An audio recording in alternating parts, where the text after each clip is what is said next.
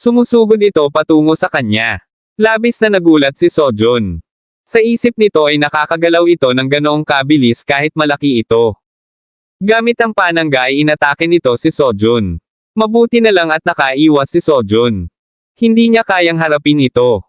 Kailangan niyang dagdagan ang distansya sa pagitan nila sa ngayon at mag-isip. Dapat makulong ang mga kriminal. Sigaw ng halimaw.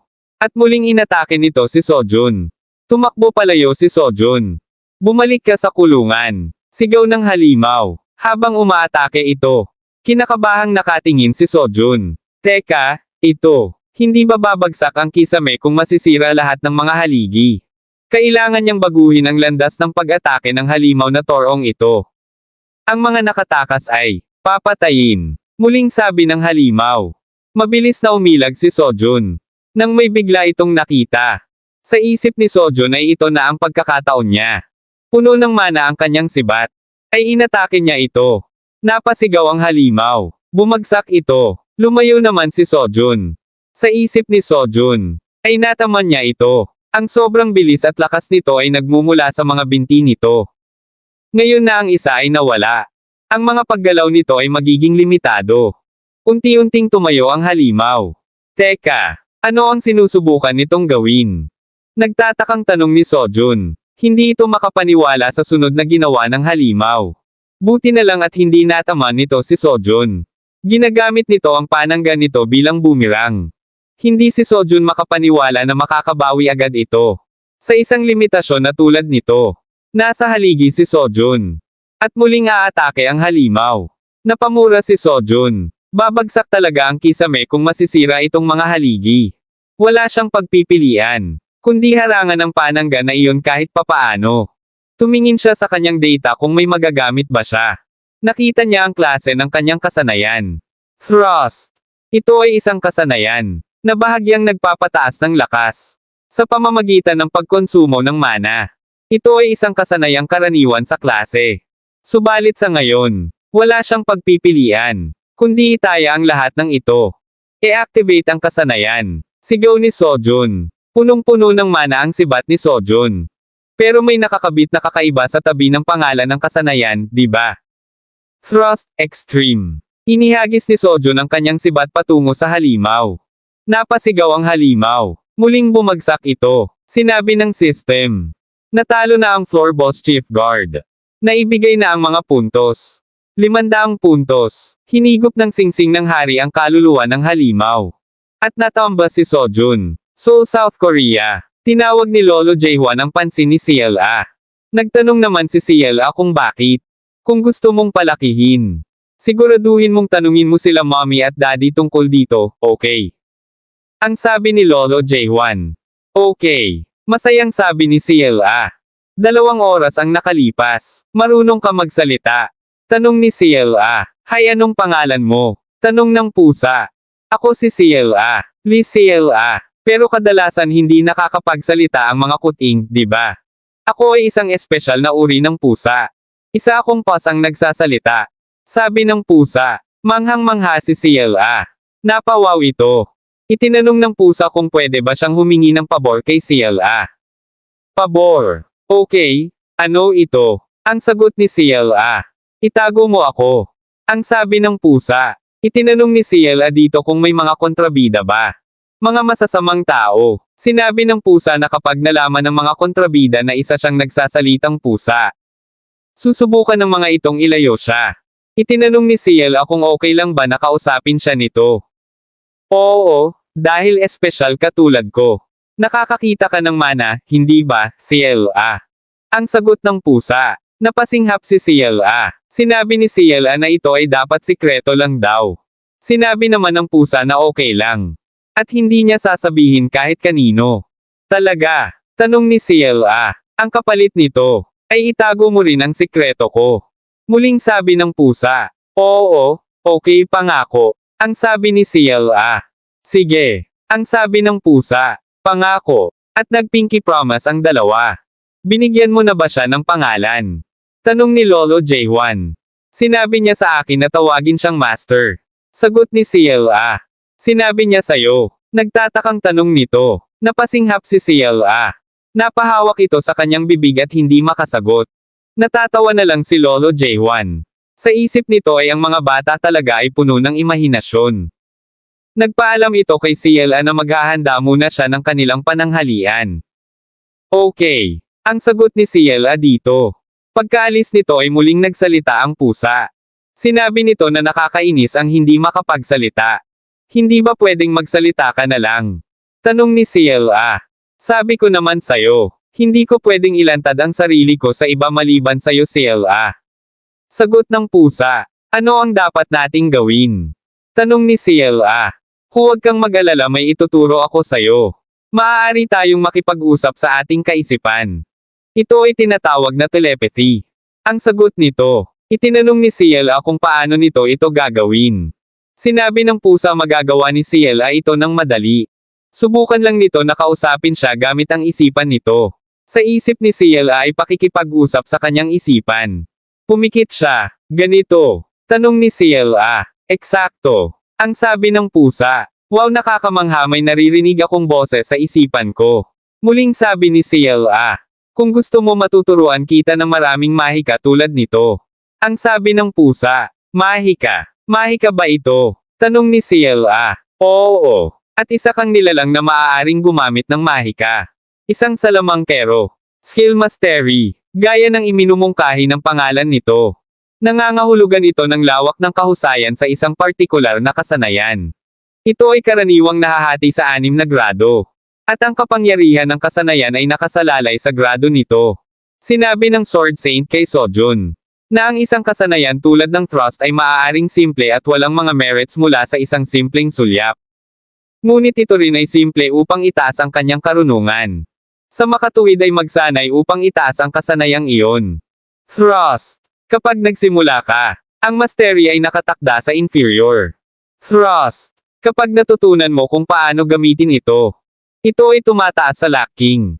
Thrust. Sa sandaling lubos mong naunawaan ang kasanayan. At simulang gamitin ito ng praktikal. Ito ay magiging normal. Thrust. Kapag ang dami ng beses na ginamit mo ang kasanayan ay naipon sa loob ng ilang taon. Ito ay tumataas sa excellent. Thrust. Kapag nakakuha ka ng malalim na kaalaman sa kasanayan at magkaroon ng kakayahang gamitin ito sa iba't ibang paraan. At talunin ng isang taong may parehong kasanayan na may lamang na kasanayang iyon. Tumataas ito sa superior. At panghuli. Kapag nagawa mong ilabas ang lahat ng inaalok ng kasanayan. Ito ay tumataas sa fearless. Hinahapong huminto si Sojun. Bakit mo inihinto ang iyong sibat? Pinapabayaan mo ba ang iyong depensa dahil mataas ang iyong karunungan? Tumigil ka, Lee Sojun. Mahina ka. Ang iyong klase ay isang spearman lamang. Kahit ang kakayahan mo ay mahina din. Kung talagang gusto mong maging mas malakas. Kung gusto mong makahabol sa mga may talento. Ipagpatuloy ang pagsasanay. Hanggang sa mamatay ka. Nagmulat ng mga mata si Sojun. Nasaan ako? Tanong ni Sojun. Napasapo siya sa kanyang ulo. Naisip niya na ginamit niya ang kanyang kakayahan at nawala ng malay. Hindi siya tumingin ng mabuti kanina dahil sa sobrang focus niya sa klase niya. Ngunit ang kapangyarihang iyon ay, sabi ko na nga ba, ang aking skill mastery ay katulad ng bago ako nag-regress. Extreme. Isang antas ng karunungan na nakatago sa kabila ng mga pangkalahatang marka na napagpasyahan ng system. Dahil mabibilang sa isang banda ang bilang ng mga hunters na nakaabot sa walang kapantay na grado. Si Sojun lang siguro ang nakaabot nito base sa alam niya. Pero dahil ang pisikal na kakayahan niya ay nereset din nung siya ay nag-regress. Natural na aasahan niya na ang kanyang mastery ay mare-reset din.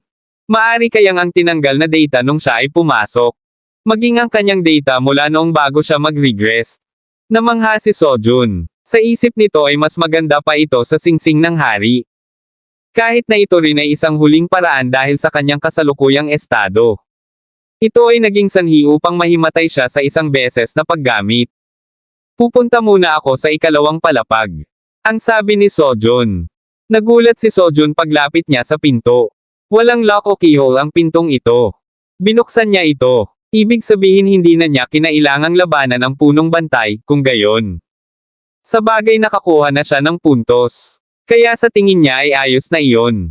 Sinabi ng system, na natapos mo na ang tutorial quest. Ibibigay ang mga puntos. 100 puntos. Nakapasok ka na sa ikalawang palapag ng tutorial tower. Ang hardin. Na-update na ang tutorial quest. Mangyaring pumasok sa checkpoint. Ang shelter. Hindi ito isang garden. Ito ay jungle. Ang sabi ni Sojun. Dito ay may malinis na balon. Malinis na tubig ang nasa loob nito. Inilublab ni Sojun ang kanyang ulo dito. Buhay ako. Sigaw ni Sojun. Hindi siya makapaniwala. Hindi niya ito mahanap pagkatapos maglakad sa buong araw. Kaninong hardin ang posibleng maging ganito kalaki? Pagdating sa pagkain, ang meron lang siya ay ang emergency food mula sa Knights. Babagsak na sana siya, kung sinubukan niyang maglakad pa. Seryoso, bahagya na niya na dating itong shelter. Natapos mo na ang tutorial quest. Ibibigay ang mga puntos. 100 puntos. Ang sabi ng system. Pumasok na si Sojun sa shelter. Maligayang pagdating. Nagulat si Sojun nang may magsalita. Maligayang pagdating sa shelter. Muling sabi nito. Isang teddy bear. Ang sabi ni Sojun. Oo, teddy bear ako. Ikinagagalak kitang makilala. Ang sabi nito. Yeah. Ikinagagalak din kitang makilala. Ako si Lee Sojun. Nagulat ang teddy bear. Tinanong ni Sojun kung anong problema. Sinabi ng teddy bear na nagulat siya. Ito ang unang taong bumati sa kanya at nagpakilala. Ako si 23. Ang sabi nito. 23. Yun ang pangalan mo. Tanong ni Sojun. Oo, tama ka. Ang dahilan ay isang sikreto. Kung gusto mo talagang malaman. Iyon ay 500 milyong puntos. Kung gayon 23, pwede mo bang ipakita ang mga binibenta mo dito? Ang sabi ni Sojun. Oh, alam mo na ito ay isang tindahan. Tanong ni 23. Narinig ko sa labas na may point store ang ikalawang palapag. Ang shelter. Muling sabi ni Sojun. Sa kasong iyan.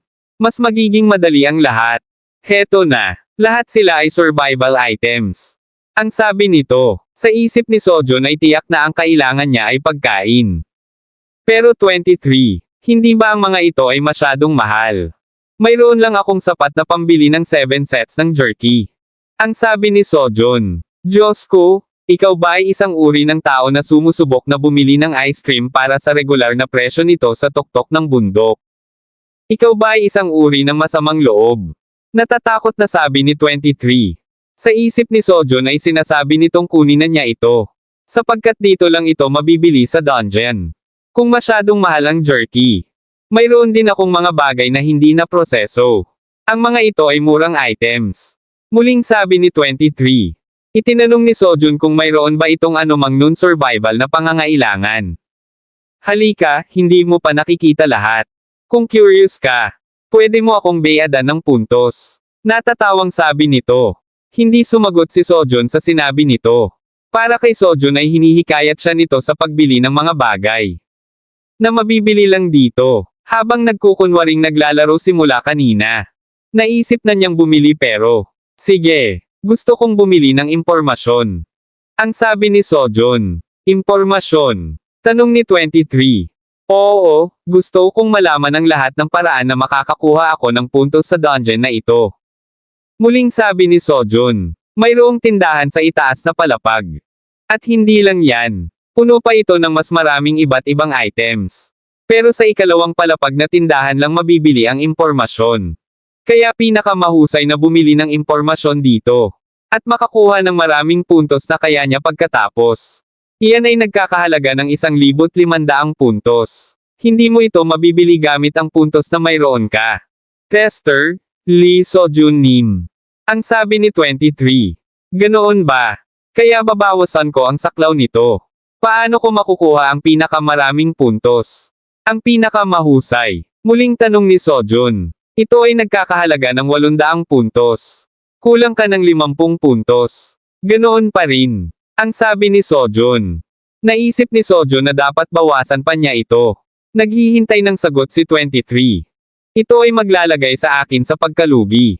Ngunit bibigyan kita ng espesyal na diskwento. At sa pagkakataong ito, ibibigay ko sa iyo sa halagang 750 puntos. Nagulat si Sojun. Hindi niya narinig na nagbibigay ng diskwento noon. Nagtanong si Sojun kung bakit. Sinabi ni 23 na iyon ay dahil binati siya nito. Habang kumakain si Sojun. Di ba sabi mo iyan na lang ang pagkain mo?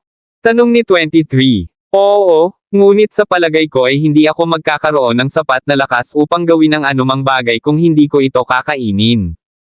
Sagot naman ni Sojun. Itinanong ni 23 kung anong gagawin nito ngayon. Sinabi ni Sojun na ayos lang. Alam na niya ngayon kung ano ang pwede at hindi pwedeng kainin. Itinanong ni 23 kung paano. Ang mga item na nakalista sa point store. Lahat ng ibinebenta mo ay mga pangangailangan sa kaligtasan. Hindi ka mamamatay sa pagkain nito. Nakita ko ang ilan sa mga nasa listahan habang naglalakad ako dito. Ang mga ito ang kakainin ko mula ngayon. Muling sagot ni Sojun. Paggawa ng mga bagay tulad ng pagbili ng impormasyon, ikaw ay medyo matalino, hindi ba? Ang sabi ni 23. Talaga, sa tingin ko hindi ako ganoon katalino. Muling sabi ni Sojun. Napansin mo na hinihikayat kita sa pagbili ng impormasyon. Ikaw ang unang nakapansin nito. Ang mga tao ay karaniwang nagbibigay pansin lamang sa mga bagay na kanilang nakikita. Ang sabi ni 23. Lahat ng tao ay kadalasang pagod pagdating dito. Kaya sigurado si Sojo na wala silang pahinga para makapansin ng mga ganito. Nagtanong si 23 kung aalis na ba ito. Sinabi ni Sojo na aalis na siya. At sapat na ang pahinga niya. Hahanapin pa niya, iyan. Muling sinabi ni 23 na ito ay magiging mahirap. Na siguradong may challenger spirit ito. Ginamit ko ang aking buong kapalaran upang bilhin ang impormasyong iyon. Kaya maaari ko ring gamitin ito. Ang sabi ni Sojun. Kung gayon, magkita na lang tayo sa ika-4 na palapag na point store. Naiiyak na sabi ni 23. May tao sa labas ng shelter. Maligayang pagdating sa shelter. Bati ni 23. Sino ang hunter na nasa shelter hanggang ngayon? Tanong nito.